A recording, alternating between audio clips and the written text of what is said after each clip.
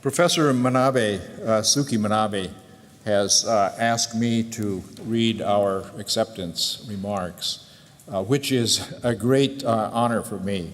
When I was a graduate student, Suki Manabe's papers were already a Bible in my studies for my PhD thesis, which was very helpful for understanding atmospheric radiation.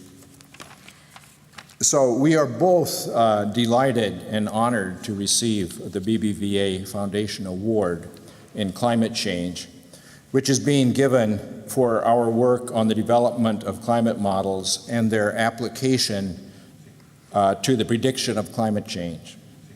And we would like to thank the BBVA Foundation and the distinguished members of the jury for this honor.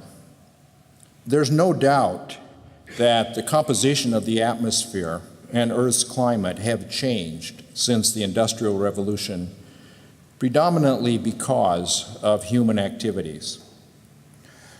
If those activities do not shift markedly, these changes will inevitably continue. The atmospheric concentration of carbon dioxide has increased over 30% since the pre-industrial era, primarily from the combustion of fossil fuels.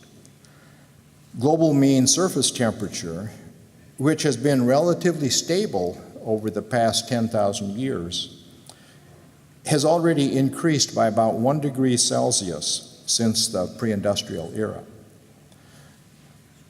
It is projected to increase an additional 2 to 3 degrees Celsius by 2100, with the land area warming significantly more than the ocean, and the Arctic warming significantly more than the tropics.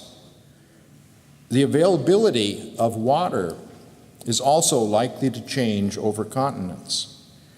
Water will probably be more plentiful in already water-rich regions, increasing the rate of river discharge and frequency of floods.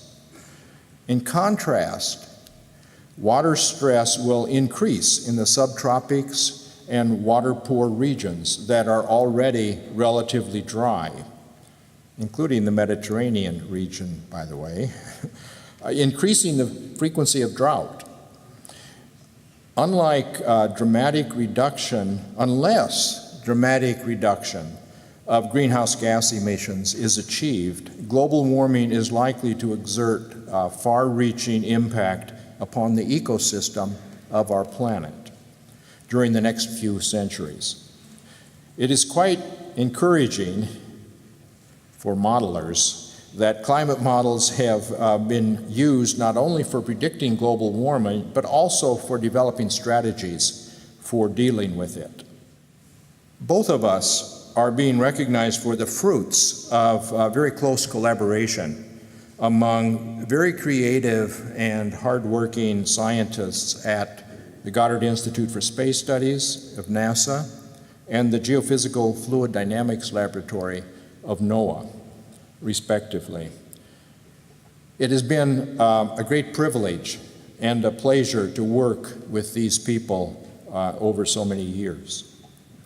So, on this special occasion, Suki Manabe would like to thank his wife, Noko Manabe, for encouraging and looking after an absent-minded research scientist during the last 55 years.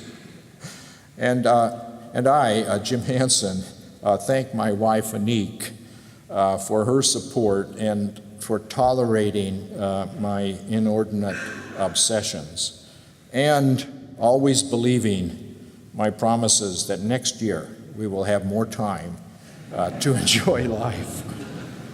So we'd like to thank the foundation and all of the people working for the foundation for their very kind support the last few days. Thank you.